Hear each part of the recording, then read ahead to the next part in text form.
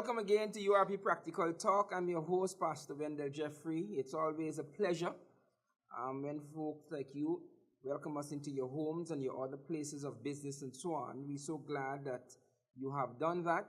Remember that we stream on the YouTube. You can visit us on our YouTube channel, URP Guyana, or you can visit us on the web, www.urpguyana.com. We continue to have these discussions because it's meaningful. We have to continue to hold our politicians accountable. We have to continue to press the issues because Guyana is a developing nation. We have not yet arrived.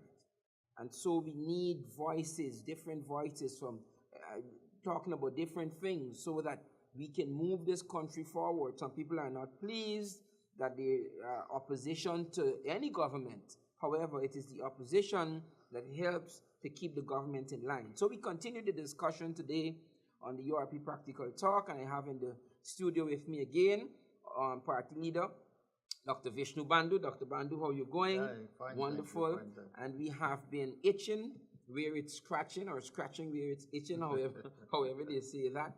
Let's continue this discussion about this nemesis that we have, this constant racism, the constant defecting or defaulting to a particular race in order to push political agendas forward. Talk a little about that, Doc. What is happening as you going out in the community? Well, there is a lot of complaint in the community in Guyana, bringing you back and since the government took office, thousands of people was knocked off or lost their job for no reason in Guyana, and it had been looked like if it was it's a racism problem, because this is the cries all over Guyana that the government is trying to go back the days of Bornum in Guyana, and it is not fair to know that at this age we are thinking about races in Guyana. You know, I know this is what the two major political parties, they divide and rule, you know, where Bornum said, you know, what those days he will take care of the Afro-Guyanese, and the Chedi say, I'll take care of the Indo-Guyanese, was their arrangement. But it had been going down that line for 50-odd years now. And it is time enough for us to change this mode.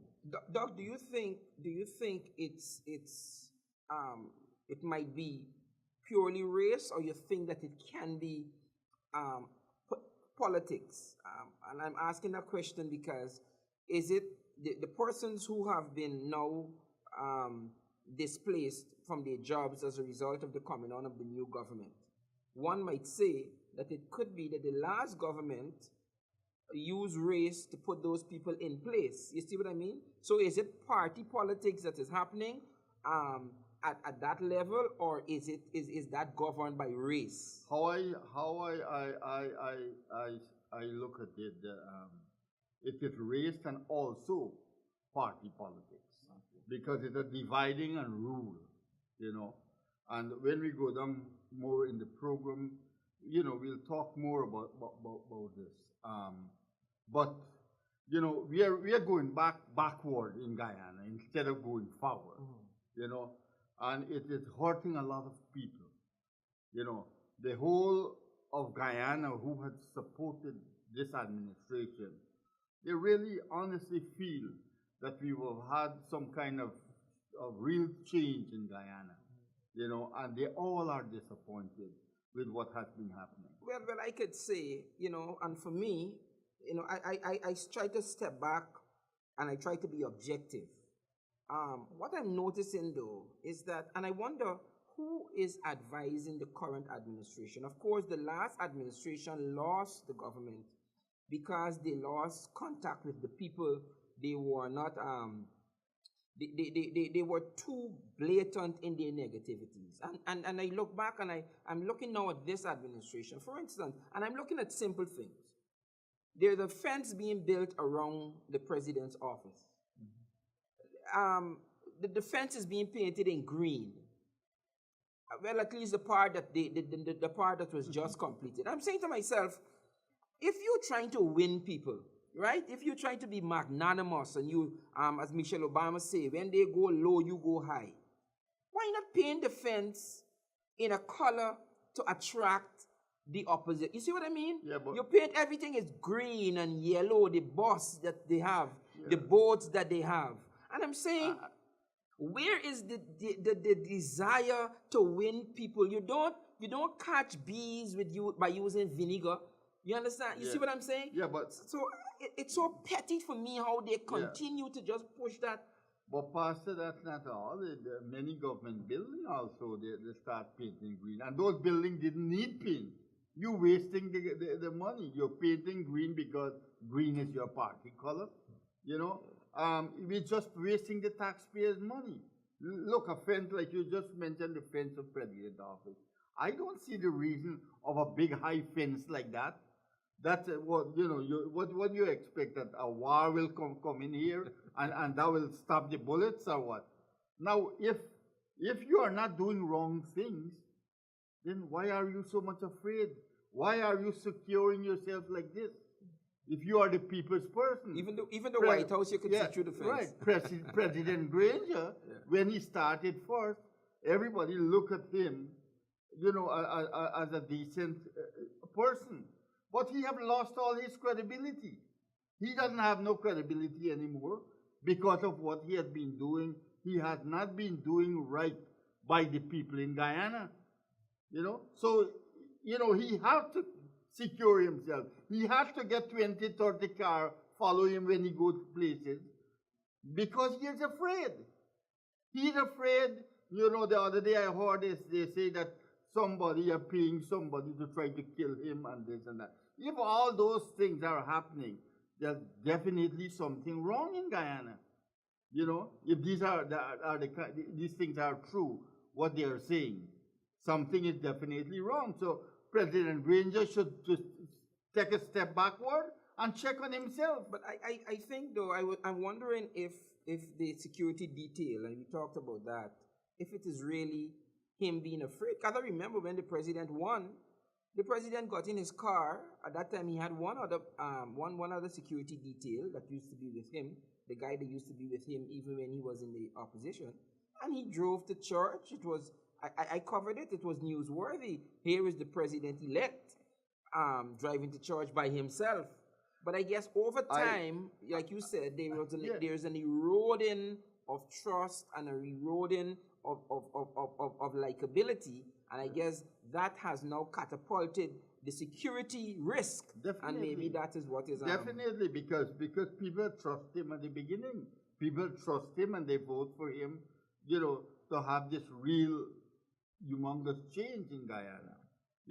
But going down the line, he has not been doing right by the people. I don't know, as you rightly said, who is advising him. I don't know. And I guess too that, the old people have this saying, come see me and come live with me are two different things. Yes. I think what has happened too is that while the opposition were in the opposition, the current administration were in the opposition, I think that they viewed things differently. But now that they are in the so-called hot seat, it is creating a lot of problems and things that they thought that the last administration couldn't handle, that they could handle. I think that now that they're finding it problematic, because I think that they're now there. Now let's shift. You want to say? Yeah, but what I was going to say is that the last administration, they go heavily against them with all the wrong thing they were doing. And when they do the same thing today, and you oppose them, they will come back and say, look at the last administration, they had done the same thing. Yeah. Well, then my question is, if they had done the same thing and you're going to do the same thing, you're not supposed to be there. Well, I said, I guess what the problem is in Guyana is that the Guyana context has so been bastardized that that you can't. It seems as though it will take a different kind of people to get us out of the morass that we find ourselves in, because the last government was accused of being corrupt and there's no transparency and that kind of thing. Now this government comes in and they're being accused of the very things, and it is the populace who are saying, but wait, you said that was a problem. We, the populace and the voters, knew it was a problem. We voted for change, but you continue. So it looks as though Guyana has a cloud that we don't seem to be able to get out from.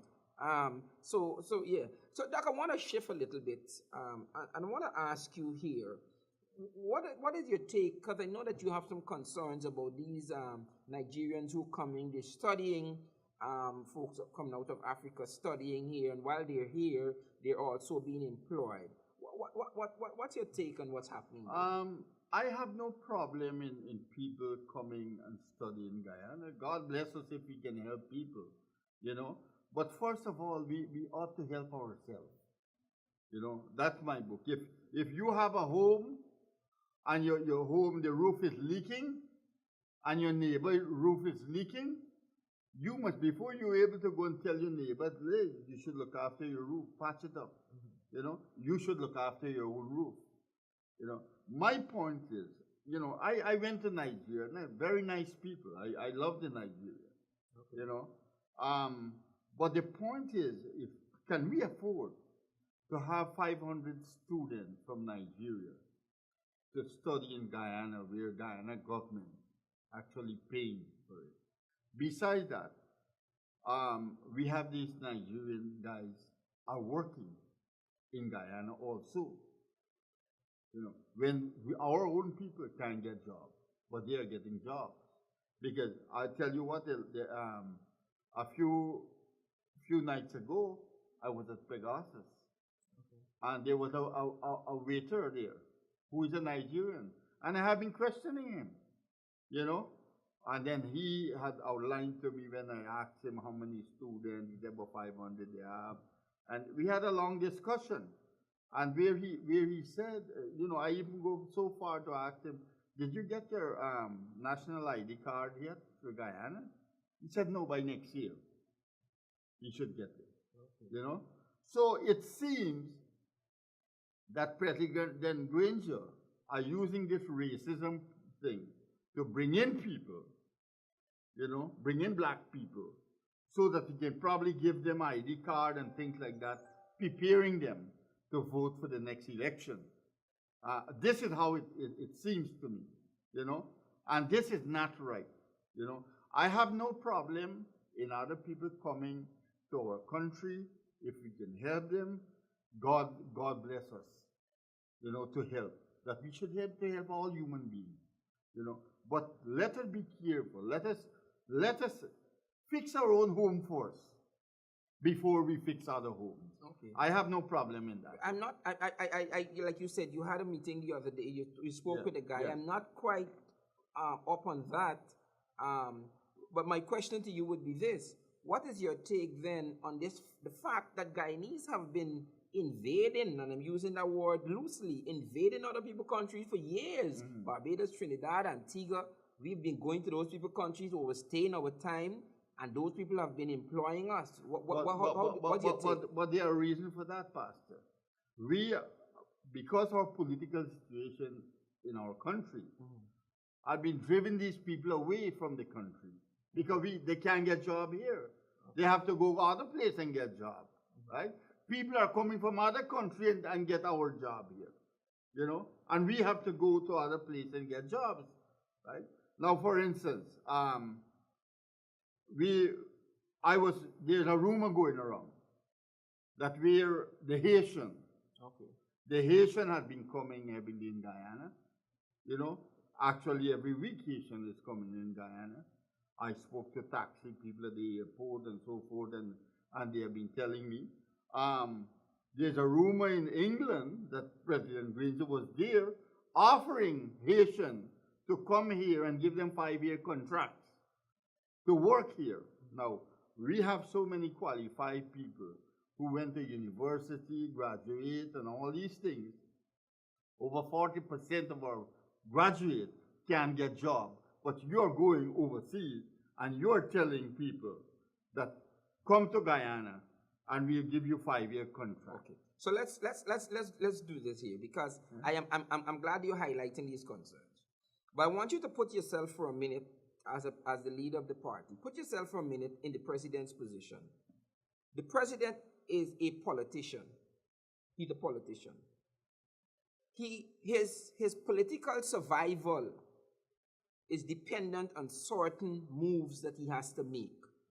Do you understand why, if the president is losing, like you began by saying, if he's losing credibility with his base, if he's losing the trust that people had for him in the early days of this new coalition, do you understand why it might be politically correct for him to, like you say, bring in people, promise people things so as to supplement the hemorrhaging that is happening locally? You understand that? No, I understand that, Pastor, but the point is, no matter how much, you have to bring a humongous amount of people for going that way and going a racial way in winning this election. You know, you can't win the election. But again, let me say two things. One is that you miss the Cubans, because we also have an invasion of Cubans. Mm-hmm. You know that? Yes. And they are not black. I want to go another thing. I want to tell you too that it was rumored under the last administration that the Chinese were pouring in, and that the last administration had planned or did execute a plan of using the Chinese to supplement their votes. So you see that it is something that these guys seem, and that's the rumor, it is something that they seem to do in order to supplement whatever the PPP was losing the Indians. Because the Indians were being impoverished under them, Black Bush Porter. You know, you've been around. And so what they were doing, they were trying to supplement that. So maybe that is what this administration is doing, because the word on the street is that the supporters of the PPP, the PNC, are very frustrated with what is happening in the coalition. So, you understand? So I want you to put on your I know that you are magnanimous, you are spiritual, but for a moment I want you to put on that political hat and see if you could understand what those guys are trying to do. No, I understand clearly what they're trying to do. I totally understand that. But the point is, would you want to make a difference? You want to be a different government. Would you copy the same thing that the previous government do and do the same thing again? Well, we are hoping that you will be different. Right, good. You know, you will not be doing the same thing. Right. And you keep on doing the same thing. You know, and this is where the URP comes in. You know, URP are not talking about a racial set of people, because URP our leadership is Indian. You can bring in Indian people, or their leadership is black. They should bring in black people. No, when I listen, and I've done political consultancy. I've worked around the world as a journalist, as a political consultant, and Guyana politics is a unique kind of politics. It is a senseless. You can't justify it. Normally, if you work in Barbados, Trinidad, you could see what a politician is doing. You can track him. What he's doing or saying makes sense generally. Yes, there are some anomalies and so on. You can't track Guyanese politicians. They don't make sense with what they do. You had the PPP in for 23 years. President Jack Dio there as president for a number of those years. Then Mr. President Ramatar come in with Mr. Jack Dio in the background, and you were telling them, hey, do this, do this, do this, and you would remain in power. And they do the opposite and lost. Now these guys have come in, and you're doing the same thing. You're saying, hey, do this, do this, do this, and they're doing the opposite. It doesn't make sense how they operate to me. But these guys was there before. They were there 28 years before. In the Burnham times. Most of these guys who are in government today was in Burnham regime. So didn't you launch anything? Didn't you launch anything? What happened? Well, You know? before we shift, I want to say this. You have correctly identified what the catalyst for the politics in Guyana, which is race. The PNC has their Afro-Guyanese supporters, the PUP has their Indo-Guyanese supporters. And all you have to do for the 28 years and then the 23 years is play to those bases. Then you bring in the only people who are the outliers, we call them, are your Amerindians. Mm-hmm. So what you do is you secure your base, you do your red herring and you appeal to your base, and then you appeal to the Amerindians. They are your swing voters for many years. What is happening now is that people are wising up. People are looking back, people are saying in the interest of my country, patriotism and so on, people are wising up. Mm-hmm. And so you can't depend on the Amerindians, or PNC can't depend on Afro-Guyanese, or PUP can't depend on Indo-Guyanese. People are becoming objective now. Yeah, but you know, Pastor, this racism thing will not continue very long. No, right? no. And I tell you what, you know who will mostly remove this present regime? The same people who vote for them. Yeah, well, but that's right? what we know. And I'm telling you this. That's what we know. You know this thing that for the number of years what's been happening, that you're saying that, okay, black is coming on to you, Indian is coming on to you, and when the election day, they're not part of the palm tree, they're not part of the copper, they're not part of the key or whatever. Mm-hmm. You know, it will be different this election. It's moving away. Because I'll tell you what, most of the change will happen in this coming election will be the blacks will vote against them. Most of them will vote against this government. You take what I'm telling you. No, I don't doubt you, and that brings up a concern, because as you go around, you have Indo-Guyanese who were very Indo-Guyanese caused the last administration to lose the election. Mm-hmm. They defected, most of them defected to the AFC. The problem you're having now, though, is that those Indo-Guyanese who have defected to the AFC, they are now questioning where they should go because they're disappointed in the AFC. Mm-hmm. So they're wondering where to go, and of course, that is another inroad that the URP has in appealing also to those disenchanted Indo-Guyanese and the disenchanted Afro-Guyanese. Definitely. You understand? Yeah. Because like you were saying, people are not going to vote race all the time. People have the internet. You have people are traveling now more, and people are seeing how the world is progressing. They're also looking at the fact that everywhere they go, everybody who is not Guyanese continue to tell them how you guys in Guyana are so poor and backward with all those mineral resources you have and so on. So people are beginning to hold politicians accountable. The politicians don't like it. Mm-hmm. They don't want to be held accountable because, again, it's their political survival. But the URP is making some inroads, and I want you to, you'll talk a little about that. Before we go, we have a couple of minutes. Just touch on it, and maybe we'll do it in another section, another segment. What is your take on the agricultural possibilities that Guyana has? Well, we have to look at agriculture very serious. In fact, we have to look at the present industry that we are having. You know, we have to try to build it up back. Because you can't go and change something just like that. You know, for instance, the rice industry. The rice farmer, they're born in that. They grow in that. They educate their children in that. They made a fortune. They build their beautiful homes and so forth. The same thing goes with the sugar industry. Mm-hmm. You know, where the sugar industry, the sugar workers and so they born in that. They grow up in that. They do everything. But we can't divert just like that. Mm-hmm. We have to come with solutions, right? Try to keep these industries going little by little and bring in new industries. And by bringing in new industries, the farmers and the sugar workers and all of them, they will be able to make their own decision at that point. Because when they see money start flowing, and it makes more sense in planting, let me say, go ethanol or go aloe vera or these things, what we are suggesting as additional crop today.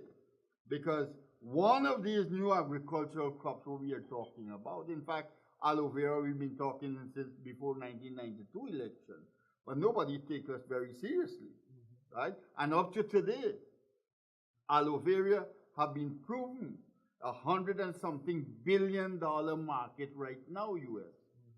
You know, and it keeps on going because they use it in everything, in health product, in dietary products, yeah, no, skin care, and all kind of things.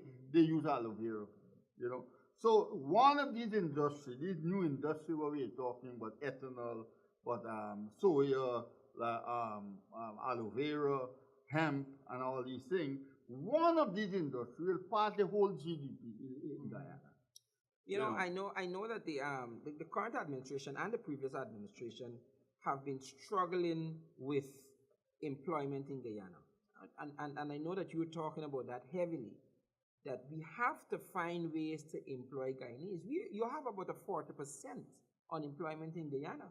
That's 4 out of every 10 persons in Guyana who are living hand to mouth, living by handout. Yeah. When you have a climate that is conducive to agriculture for every day in the year, we don't have any adverse climate in Guyana. And if you could have in the United States, where most of the states are subjected to the climate change, particularly the winter seasons, that most crops can't grow, and yet you have people flocking to the United States to get involved in agriculture and so on. Why can't we come up with a concept to create employment in Guyana using the favorability of our weather patterns to employ our people? You see? So the vision is not yet there. It has not yet caught on. And I know that in the next section we will want to talk about... But Pastor, I always tell you, if a person have a 2-inch brain, they can't go 2 1/4. You know, I always tell you that. Yes, sir. You know, you cannot go more than what you have. You have your limit is at this point here, and it doesn't seem that this administration or the past administration can go more far than that. Doc, we out of time. I want to say something on that though, and I'll develop it, because you don't have to have the brain to do the work. All you do is employ people that have the brains. That is commonsensical. You bring in people who have the expertise that you don't have. But if you don't have the brain to even bring in the people, how are you going to bring them in? And we'll talk about that, Doc. It's not the brain. It's not the brain. It's the political will. We will talk. Folks, we're completely out of time. Thanks for joining us. Join us again next week, this same time, this same channel. We continue the discussion. I know you're listening. Many of you have been talking to us when you meet us, and we're glad that you're listening and that we are not politically offensive. We're very objective, and we try to hold a balance. So thanks for joining us. Join us on the World Wide Web at urpguyana.com, or you can join us on Facebook at URP Guyana. Thanks for joining us, and God bless you real good. See you next week. Bye-bye.